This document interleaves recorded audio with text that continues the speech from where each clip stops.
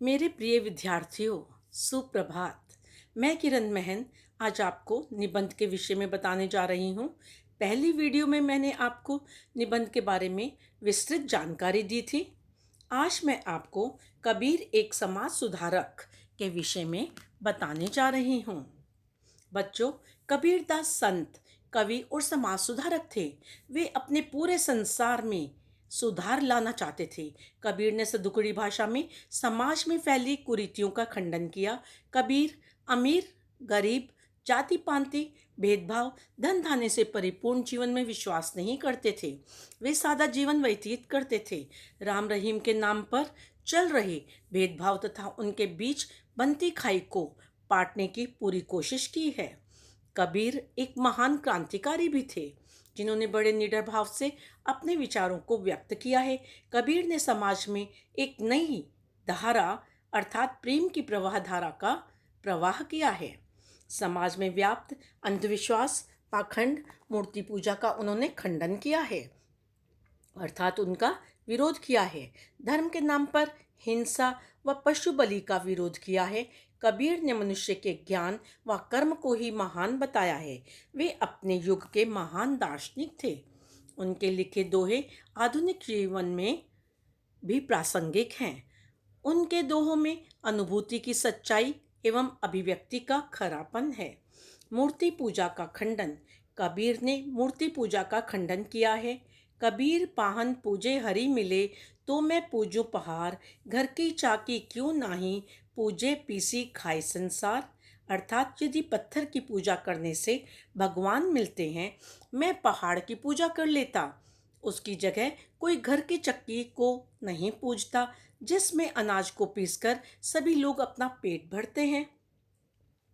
जाति पाति का विरोध। कबीर ने जाति पाति का विरोध किया है।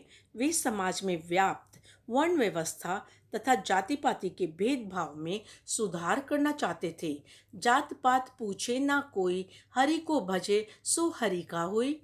कबीरदास जाति विभाजन का विरोध करते हैं। वे कहते हैं जाति पाति को कोई नहीं पूछता, हम एक ही ईश्वर की संतान हैं। हरि का यहाँ मतलब जीवन में सद्कर्म, सद्ज्ञान, सद्शिक्षा से नाता जोड़ना है। सांप्रदायिकता का विरोध। सांप्रदायिकता का अर्थ होता है बच्चों, किसी दूसरे के धर्म को नीचा दिखाकर खुद के धर्म को ऊंचा उठाना। कबीर ने धर्म के नाम पर लड़ने वाले मुसलमानों का विरोध किया है।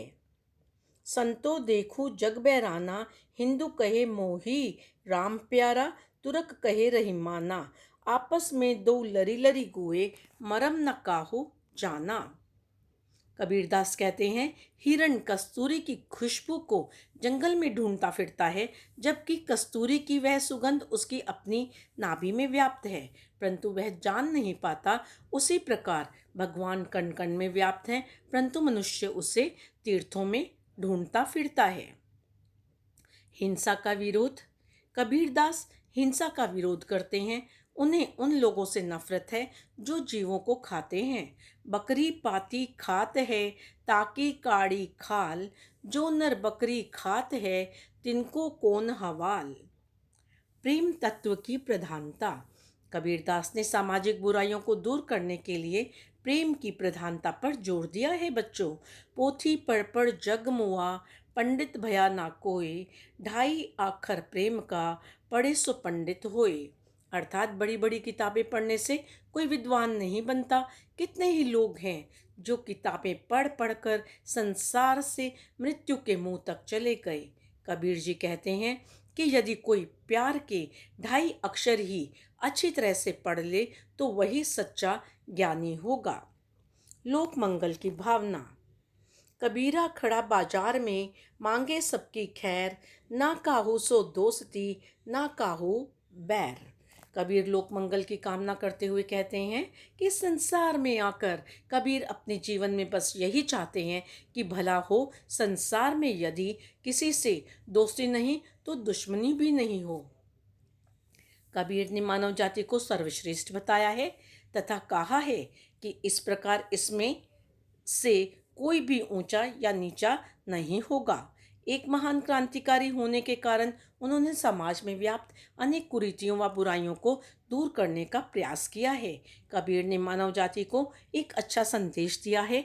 हमें उनके संदेश को अपने जीवन में उतारना चाहिए। धन्यवाद।